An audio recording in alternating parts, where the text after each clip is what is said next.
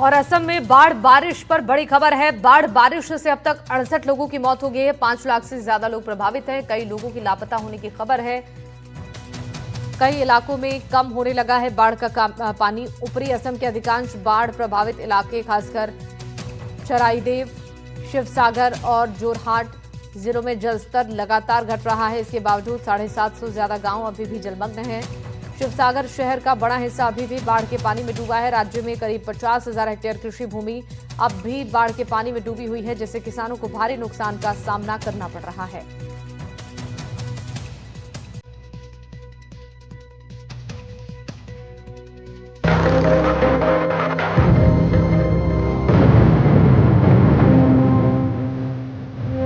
पूर्वोत्तर का राज्य असम इस समय जल प्रलय की भीषण मार झेल रहा है। बाढ़ की इस विनाशकारी लहर ने अब तक 66 जिंदगियों को लीन लिया है।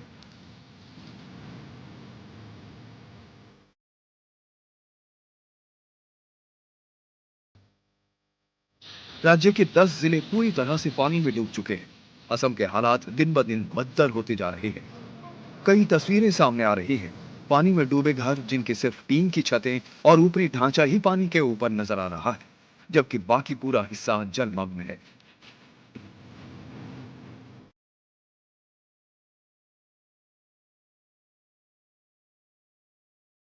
घरों के दरवाजे पानी में आधे डूबे हुए हैं और लोग अपने घरों की छतों पर खड़े हैं।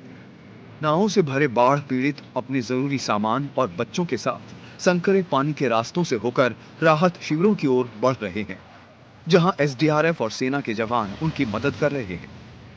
एनडीटीवी सिर्फ एकमात्र नेशनल नेटवर्क है जो कि ग्राउंड जीरो से पानी में के बीच जो लोग फंसे हुए हैं उन लोगों की खबरें आप तक पहुंचा रही है। मेरे साथ मेरे कैमरा पर्सन संजय चक्रवर्ती इन तस्वीरों को आपके सामने ला रहे हैं। ये एक गांव है जहां पे कि पिछले 4 दिनों से इस तरह पानी भरा हुआ है और इस पानी के बीच ये लोग किसी तरह अभी भी यहाँ पे है। ऐसा पानी पहले कभी देखा था? सब बाढ़ कभी नहीं करे, पहली बार ऐसा हुआ?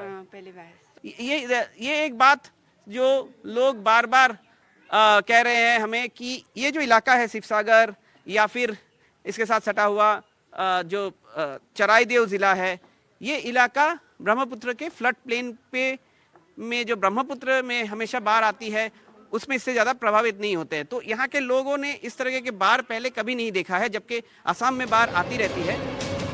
10 जिलों के 856 गांव बाढ़ से प्रभावित हैं। लोग राहत शिविरों में शरण लेने को मजबूर हैं। तबाही का असर सिर्फ इंसानों पर ही नहीं, खेती पर भी पड़ा है। करीब 34,000 हेक्टेयर में खड़ी फसल पानी में समा चुकी है, जिससे किसानों के सामने बड़ा संकट खड़ा हो गया है। हालात की गंभीरता को देखते हुए केंद्र सरकार एक्शन में आई है। दिल्ली से रवाना हुई 6 सदस्यों की विशेष टीम जमीनी स्तर पर जाकर नुकसान का जायजा ले रही है।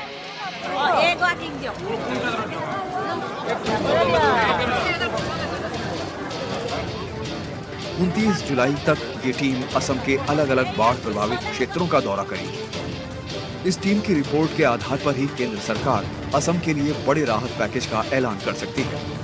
रत्नदीप चौधरी की रिपोर्ट, एनडीटीवी इंडिया।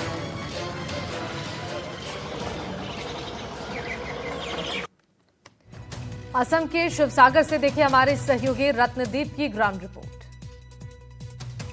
असम में बाढ़ का कहर रुकने का नाम नहीं ले रहा है। हम इस वक्त शिवसागर टाउन में है। ये जो रास्ता है, ये रास्ता अब एक नदी के रूप में तब्दील हो चुका है। ये है असम ट्रंक रोड, एक बहुत ही महत्वपूर्ण रास्ता। और शिवसागर टाउन की बात करें तो पूरा टाउन पानी के अंदर है, पूरा जिला टाउन पानी के अंदर है। और इसके पहले कभी भी इस इलाके में इस तरह की बाढ़ नहीं हुई है। बहुत लोगों की जान गई है, बहुत लोग लापता है। और जिस तरीके का एक जो परिस्थिति यहाँ पे बनी हुई है, इसमें गवर्नमेंट को भी बहुत परेशानियों का सामना करना पड़ रहा है। लोगों की परेशानियों का तो शायद कोई अंत नहीं है। आपसे बात करेंगे, क्या नाम है? जी, मेरा नाम आरिफ हुसैन है। आरिफ जी, ये असम ट्रंक रोड है जी, गुवाहाटी से चल के ऊपरी असम को जोड़ता है। जी जी। इस रास्ते के दोनों ओर दोनों का बहुत गुवाहाटी से डिब्रूगढ़ तक असम का बिजनेस यही चलता रास्ता है। यही रास्ता है, मेन रोड है, यही है एटी रोड।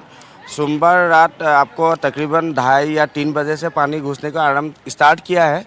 तो सुबह 6 बजे तक इतना पानी आ गया तो आप उम्मीद भी नहीं कर सकते हैं। हम लोग जीरो हो गया एकदम। कुछ बसा नहीं है अभी तक। घर में एक कुछ भी नहीं है, ये खाली पैंट और ये स्पोर्टिंग पहन के अभी 3 दिन से ऐसे ही चल रहा है। इस बार बहुत लोगों की जान गई है, बहुत लोग मिसिंग भी हैं।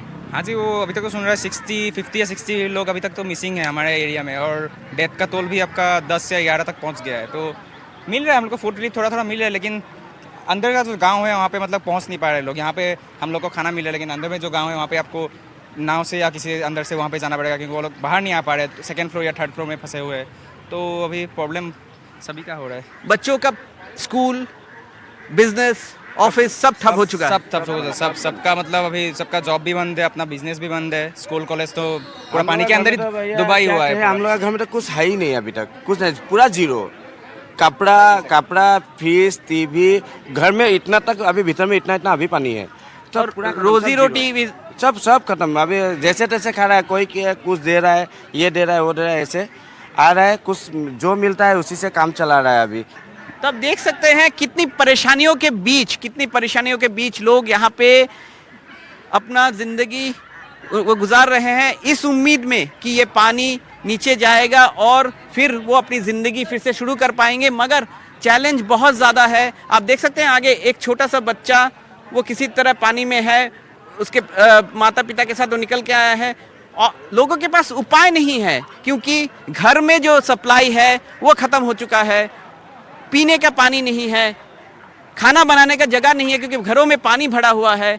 और पानी का जो बहाव है, क्योंकि ये नदी का पानी घुस के आया है, तो पानी का जो बहाव है, पानी का जो करंट है वो इतना ही तेज है कि लोगों को बहा के भी लेके जा रहा है। और इसीलिए इस बार असम के इस बाढ़ में लोगों की जो मृत्यु है, जो लोग मरे हैं, उसका भी संख्या बहुत ज़्यादा है।